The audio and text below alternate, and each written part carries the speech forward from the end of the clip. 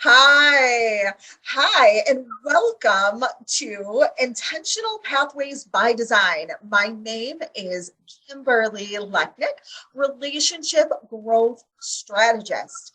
That means I love both personal and business relationships, everything relationships. And I'm so excited to be here today with my very, very special guest, LaChelle Adkins. LaChelle, it is so great to be here with you today. Well, I always love spending time with you, Kimberly. You have some dynamic conversations. So I'm excited to get into today's topic. And thanks so much for having me. Absolutely, absolutely. And before we get started, can you share your expertise? I introduced you by saying LaChelle Adkins, but that doesn't Mhm. do you justice. I want I want others to know who you are and what you're known for. Awesome. Well, thank you so much for that. I am also known as America's Supermom. So my husband and I have 15 children, and currently 10 of those children are at home.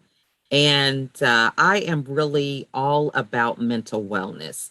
So I'm a coach, I'm a speaker, author, podcast host, TV producer. Really, everything is wrapped up into mental wellness. During my journey, I struggled with depression for 13 years. I was hospitalized 3 times. And now I am all about working with women to help them with strategies to navigate through life in a way that is pleasant and positive rather than stressed, overwhelmed, and everything else that goes in between there. So I am excited to always share my insights and love to collaborate on any platform necessary to talk about the important topic of depression because I think a lot of times we've heard it, but we really don't know what it looks like, how it shows up, some strategies to overcome it. So that's what I'm all about. Fantastic. So I know our audience is so excited to to just dive in to the power of collaboration. So let's get started. Let's get started.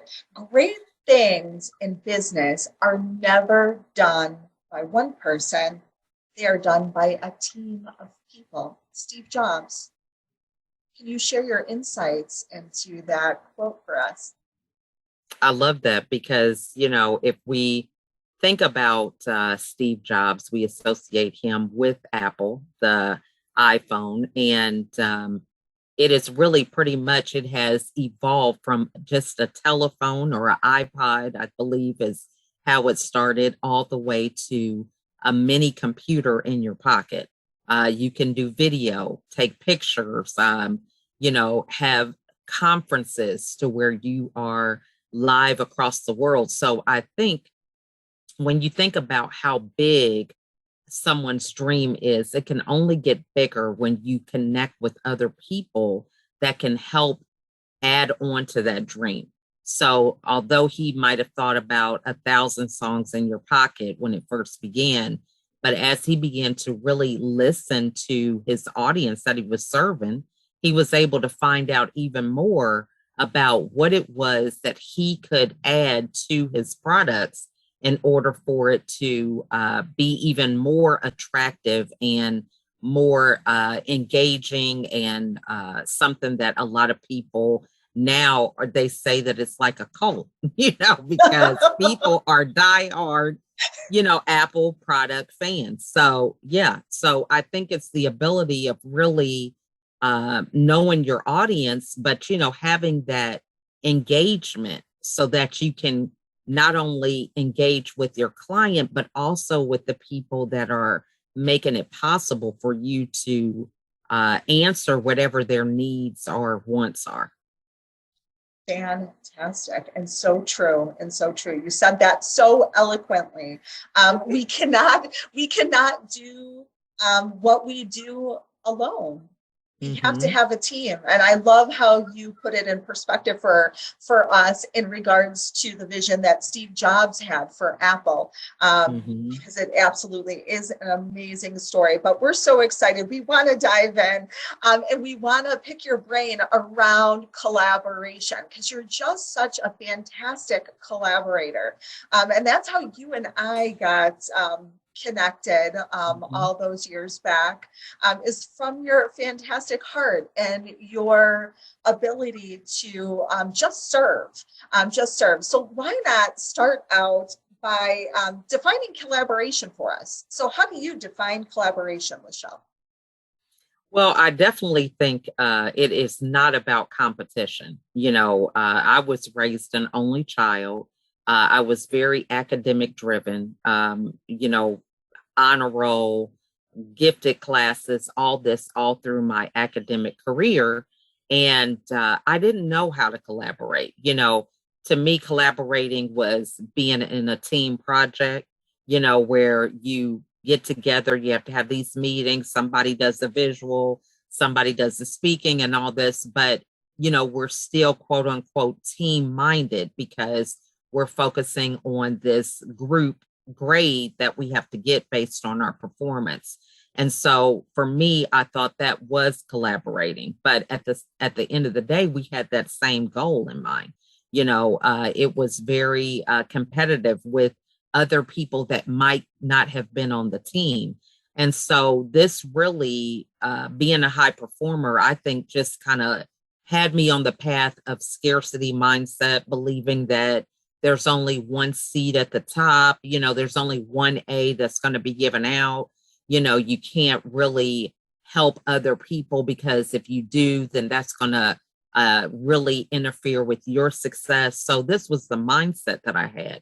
So then when you go into now business, thinking about it, I guess I would simplify it in saying that if we had that mindset when it came to a burger, there wouldn't be Burger King, McDonald's, White Castle, Rallies, Checkers. I mean, and the list can go on and on with all the people that prepare hamburgers.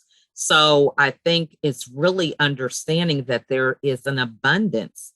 You want to think more not about who is serving, but the number of people out there that you could potentially serve. We focus more on our industry and we just get tunnel vision about, oh, I'm a coach or I'm an author. And you just think this platform is only for authors. So I don't want to tell too many people because I don't want it to get inundated. But if you think more about who would be an audience for your book, and that could be anybody in the world, and now we've seen with this pandemic that is even more of a global perspective, that we interact with people all over the world every day in real time. So when you take it off of the product or service, but you look more at the number of people, then you realize there is no way that I can provide services for everybody in the world. And you understand that there's an abundance, that there's room for everybody at the table. So to me, the first thing is recognizing that it's not a competition. It is how can we serve each other to help get the word out? If you are a hamburger restaurant, the goal would be to get out there in front of all the people that would like hamburgers. And if that's the case and you recognize how many people you potentially could serve, then you realize I'm never in a position where I don't need to collaborate, because I can always get my name out there with a different audience. I love that. I love that. And really we were meant for community, right? We were meant for Mm-hmm. community, not to live in isolation. So you again said that so beautifully. And as you were talking about hamburgers, my son is a lover of ranch dressing.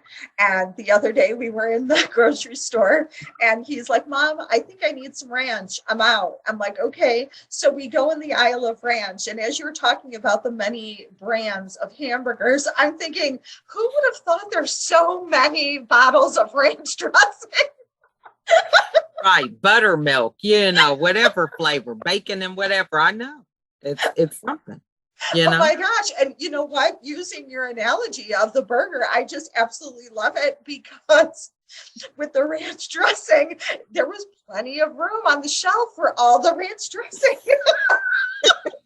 So true. So true. I'm telling you.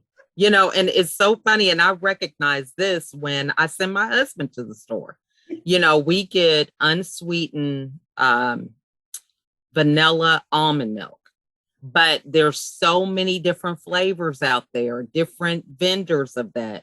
He, always brings home original unsweetened, and it's like, but he's looking at the unsweetened and just assuming, oh, that's the only kind out there. But, if you don't read the fine print, you realize that there's even options with that. So I get that. Oh my gosh, I love it. We have to have fun with this because we're all about educating, but entertaining as well, because this is some really powerful information. And as we're building business, we want to have fun with it. We absolutely want to have fun. So let's dive into, we're going to pick your brain some more, and we're going to find out what it is and how do you define an effective collaboration. So what makes up, I guess I should ask, what makes up an effective collaboration? Well, I think the one thing, really, the element that you need is communication.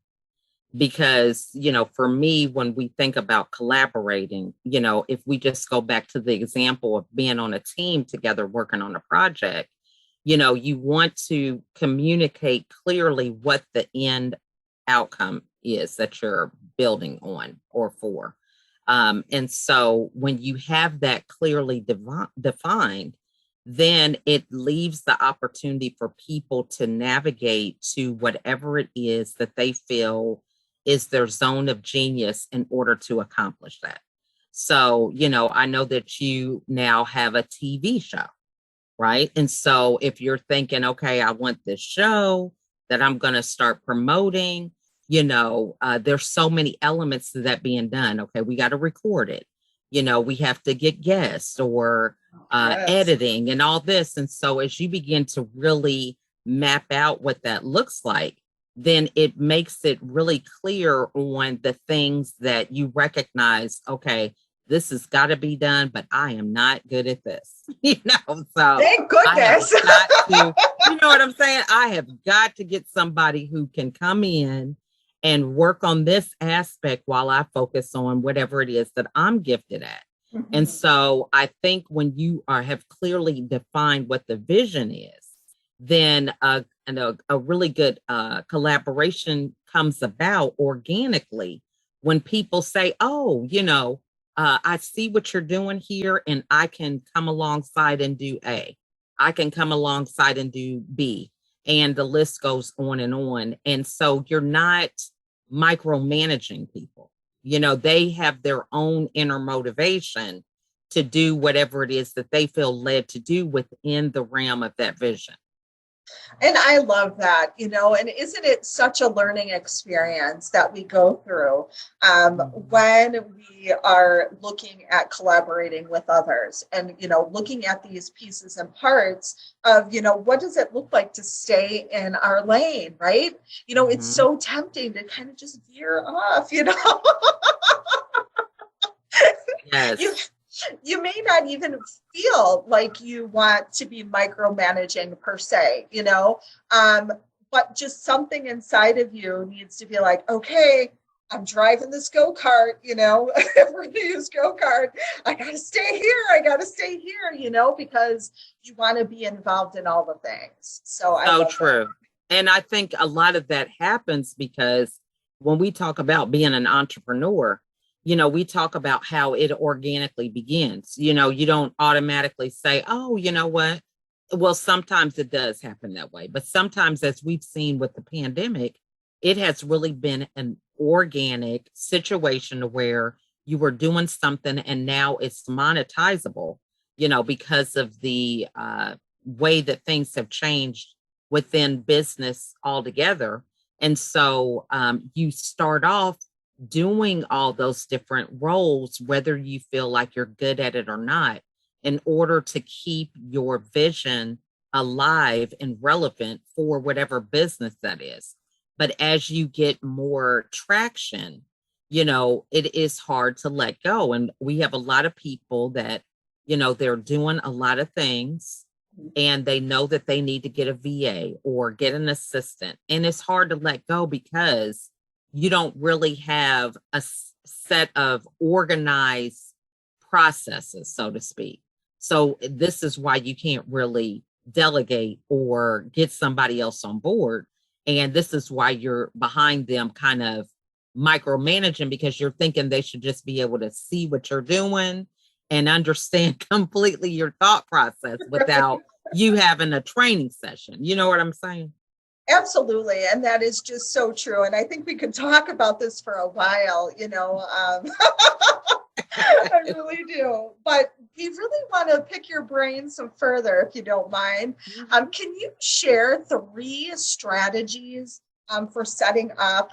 If someone's listening and you're like, hey, wait a second, I don't even know what collaboration is. And now I have a great idea of what it is. And I really want to dive into it. What would be 3 great strategies to start today for setting up that collaboration? Yes. So I think that's a great question. And, these are just 3 that I use, but I'm sure there are hundreds more out there. But I think the first thing is really actively listening. When you're able to really hear what motivates somebody else or, what they're not saying, they could be telling you certain things, but you're noticing, where they may be headed. This is kind of like a connection that other people may not pick up on. For example, we worked together before you got to the point where you're at now with this TV show, but there was a connection of understanding what train you were on and where you were headed. And so that happens when you're actively listening, because, when people share their vision, not everybody can attach to that, because really a vision is for something that is not present right now. So you have to have an element of somebody else being a visionary as well in order to see something that is not even really in existence yet.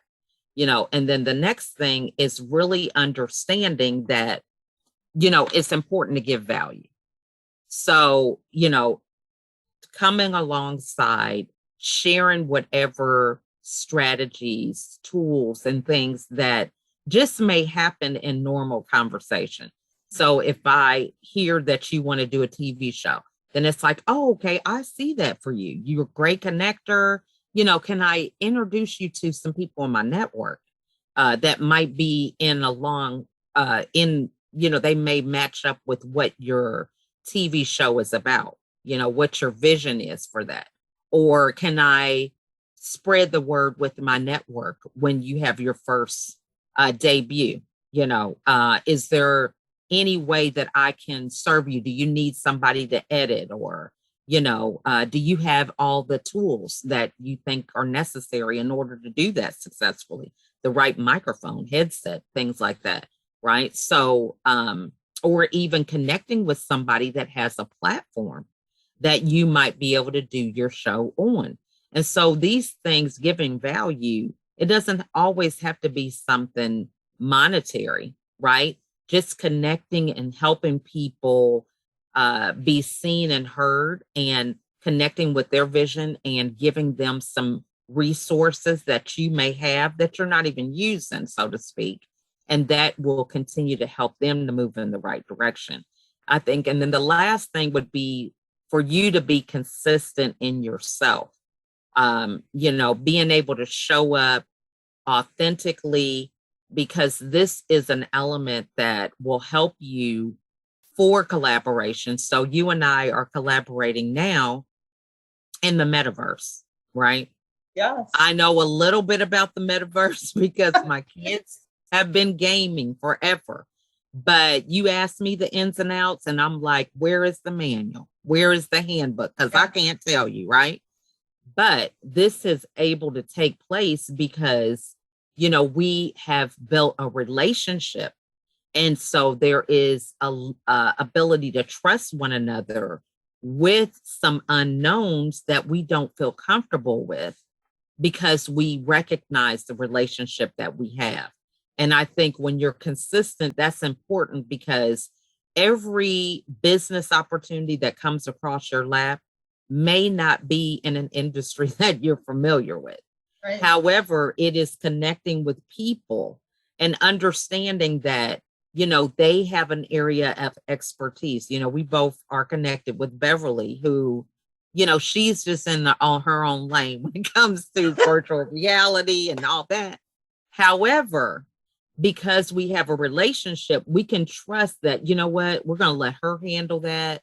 We're going to show up and do what we can to support, but we know that she can be our interpreter. Yes. She can talk that language with the people that she needs to talk to, and then she can break it down for us so that we understand what the heck's going on. So I think when you're consistent, you're not trying to switch around and be all things to all people. You're staying in your lane so that you can continue to thrive and stand apart from everybody else. But you always are learning and understanding and being transparent and honest in the process. That helps other people feel comfortable being in different collaborations with you because, it's not like you're trying to be a know-it-all or anything like that, but you're able to really approach each project with a fresh set of eyes to where you're actually curious and you want to be the best collaborator for that particular project and continue on as you connect with other people. I love that, LaChelle. And one of the things that I love is the keyword, and it just keeps ringing. It's like a bell in my head, and that is the consistency piece. That has been far the best lesson that I have learned, both personally and professionally, and has really honestly been a complete game changer for me in business, especially because yes, I ran several childcare centers, but that is not the same as being your own business. You're an entrepreneur. That's so different because it's your baby, and so there's a lot of those emotions attached to it. But yeah, I love that keyword that you said, and I heard you say it a lot, right? Because you didn't just say it a lot just to say it. You said it a lot because it is, at the end of the day, so important to everything that we do. Just absolutely amazing. If there's any last minute things that you would love to share, we would love to hear them. We're just bursting with knowledge right now. I love it. Well, one of the key things to remember about collaboration is it really helps you to increase your impact when you collaborate. So if you have a vision to have a TV show, we're using you again. So you have a vision to have that TV show. Now that's just one vision, but you connect with people that have networks. So do you see how easy that idea just to have a TV show can build with you still being your authentic self, but now you have different people that have networks that you could have your TV show on. So you may meet 5 people with 5 different networks. You're not doing 5 different areas of work and trying to overcome all this craziness. You are having one show that 5 different people are offering to host that show on. So this is a really good visual for people to understand, being growing your vision is not about trying to reinvent the wheel. It's not about having 5 different TV shows for 5 different networks. It's one show meeting 5 different people. Now you take that on a smaller scale and it's not a network. Okay, let's say the show is on one network. Well, then it ends up growing again because people share a flyer, if you have graphics, if you send out postcards, right? If you do any of these other things that are focused on that show, but it's also about connecting with people and having them promote the show. If you have 2,000 connections on LinkedIn and you reach out and give them a message, once a month, going through the whole process of trying to divide out how many connections you could speak to on a regular basis, but just notifying them about a show, what time it comes on, right? So you're not doing anything really overwhelming. You are communicating to your current network about something you have going on, because this is the thing that we miss out a lot on. We do a post and we just assume that everybody is going to see it. We record a video. It's like, oh, I'm going live. Nobody's watching. Okay. Because life is happening, right? So we just think, okay, I did that thing for today and that's it. No, it's like when you write a book, and I've written books. And it's like you got that book done, and I don't know, you just think it's magically going to sell itself. That's when the real work begins. You have to promote it. You have to get it in front of the right people. So it's the same thing. If you record a live, how much content do we have that we just post and we just let it go? And then we're just like, me, and nobody's calling me. Well, why aren't you reaching out? Why aren't you making sure that people are knowing what you have going on?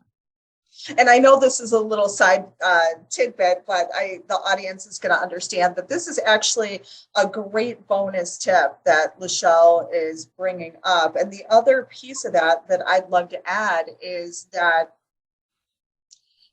it takes 8 to 12, sometimes even more touches, right? So think about that. You have this, you're using your book, for example, you have one book, but you think, okay, how can I market this book? How can I market it effectively? Because I'm going to have to touch people sometimes 12, 15. It might even go beyond that, right? So if you're listening and leaning in, please, I hope you have your pads of paper available to you, because there are so many gems in this conversation. When it comes to business, but we will definitely have LaChelle Adkins, America's Supermom, back because she provides immense amounts of value in the area of not only collaboration, but business and personal. So you may be seeing her a lot around this channel. And so if you like this content and you want to see more of it, that's right. We want you to hit that like button, hit that subscribe button, and there's a comment section below. And so we want to hear your comments. We want to hear if you have questions, if you are a new entrepreneur, if you're kind of seasoned, don't be shy. Reach out, because you are never alone. You're not meant to live this life in isolation. We are meant to live in community, and we want you to do that. So LaChelle, America's Supermom, it was absolutely phenomenal to have you here with us today. Well, thank you so much, Kimberly. And I always love your platforms because, again, you have dynamic conversations and you provide a lot of value to people. You are a great connector when it comes to sharing your platform and highlighting people's skills and gifts. So I am honored to be here with you today. Absolutely. And we're looking for those comments. We want to connect with you. Have a fantastic day, LaChelle. And audience, you too. Bye, everybody.